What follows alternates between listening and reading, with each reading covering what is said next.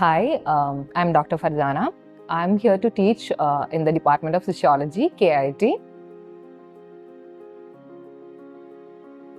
I would like to give a gist about the curriculum of Department of Sociology. The Department of Sociology designed the curriculum to provide a comprehensive understanding about sociology, social institutions, and the contemporary issues. Both the programs, BA Sociology and MA Sociology, covered almost all the core areas of sociology which aligned sociology of urban, sociology of religion, sociology of health, and of course the theoretical aspects of all the papers and the developmental studies as well. So the pedagogical approach in sociology always aligned both traditional and modern ways. So we have focused on class lectures. Apart from this, every semester we used to take our students for field work and seminars and conferences inside and outside India. So these things we have considered when we have developed our sociology curriculum.